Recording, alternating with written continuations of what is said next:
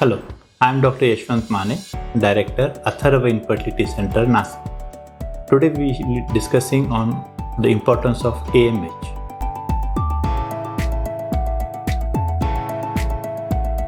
AMH test is a very important portfolio of evaluating a female for infertility. AMH is defined as Anti-Müllerian Hormone. This Anti-Müllerian hormone is secreted by the antral follicles of the ovary.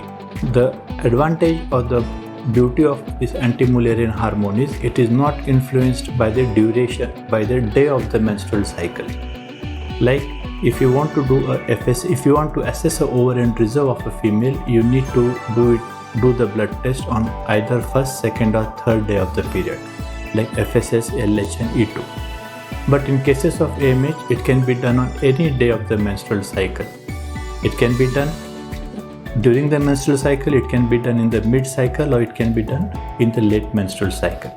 The normal AMH or the Anti-Müllerian hormone levels ranges from 2.5 to 4.5. With increasing awareness among the females, with changing socioeconomic conditions like late marriages, late pregnancies, many females come to the clinic for childbearing at an advanced reproductive age. As we have discussed in the previous few lectures, the pool of the antral follicle in the female ovary is constant.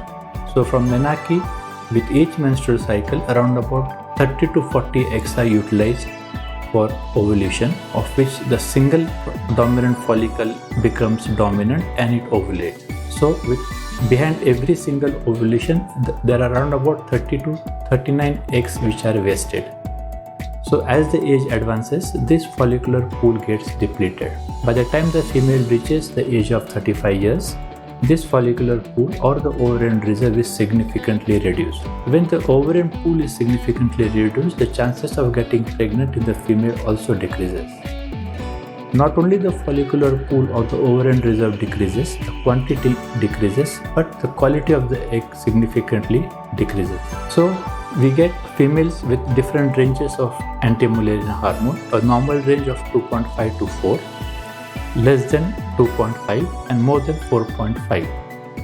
In cases of polycystic ovarian disease, it is not surprising to find AMH levels more than 4.5 because in polycystic ovaries there are multiple antral follicles which are in a stage of dormancy and they don't go beyond a particular size.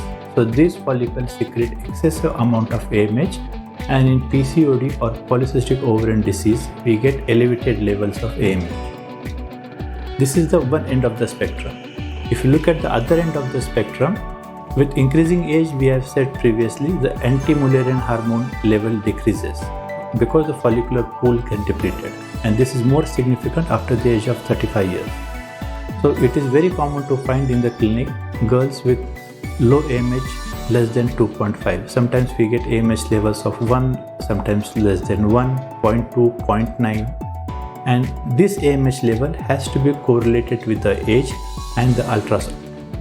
In ultrasound, we tend to assess the ovarian volume, the ovarian size, and the number of antral follicles present in the ovary.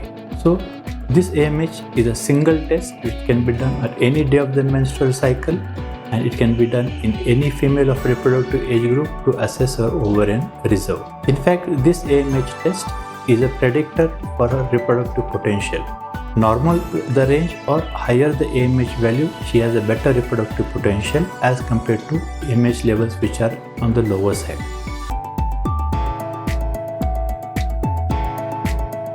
Now, what are the symptoms with a normal AMH, with a low AMH and increased AMH level?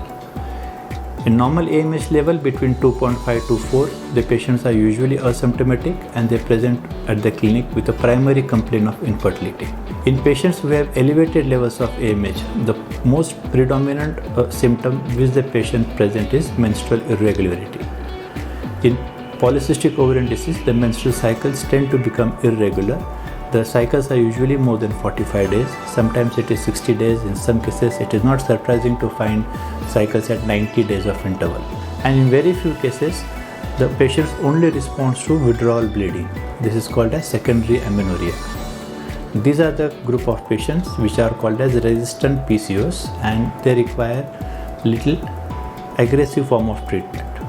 Higher the AMH level, like more the irregular cycles become. Apart from irregular cycles, they have decreased amount of blood flow during the menstrual cycle. As compared to patients with low AMH, the most predominant symptom or the most important complaint the patients complain is premenstrual spotting. This is mainly because of corpus luteum insufficiency. Lower the AMH levels, the cycles tend to be shorter. It could be 15 days interval, 21 days interval, and the cycles are more frequently and with either decreased blood flow, or in some cases it could be a normal blood flow. Treatment of low AMH, unfortunately there is no treatment for low AMH because the ovarian follicular pool is genetically determined.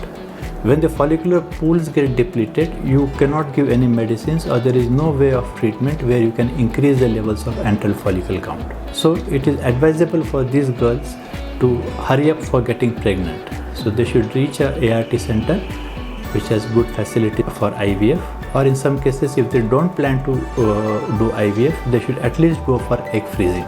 The advantages of doing IVF and freezing the embryos if they are not planning: if the biological age increases, the embryos which are prepared at the time when the levels were slightly low can be used even at the later stage. In cases with high levels of AMH, especially in cases of polycystic ovarian disease, the different treatment modalities may vary. You can give simple ovulation induction, you can give ovulation induction with gonadotropins, or you can do a surgical intervention in the form of laparoscopic ovarian drilling. In laparoscopic ovarian drilling, the aim of drilling is to decrease the androgen secreting tissue in the ovary. So the intra-ovarian microenvironment, which has become hyperandrogenic, has to become hyperestrogenic. So when the intra-ovarian microenvironment becomes hyperestrogenic, this is a good thing for follicular development and ovulation. If the intra-ovarian microenvironment remains more of hyperandrogenic, that it hampers with the ovulation, egg quality, and it is very common to see miscarriages in patients with hyperandrogenic ovarian microenvironment. If in females who have a normal range of AMH between 2.5 to 4, you can advise ovulation induction provided the husband's semen analysis is normal. Of late, we have been seeing more patients with low AMH, and we have tried in some patients intra-ovarian platelet-rich plasma. So the intention is, even if you have a low AMH, say of 0.2, 0.9 or less than 1, and if the patient insists on having her own eggs for IVF, you can try laparoscopic intra-ovarian platelet-rich plasma injection. So that will stimulate whatever remaining follicles in the ovary, and you can get good quality embryos, and they can achieve healthy pregnancy with their own eggs.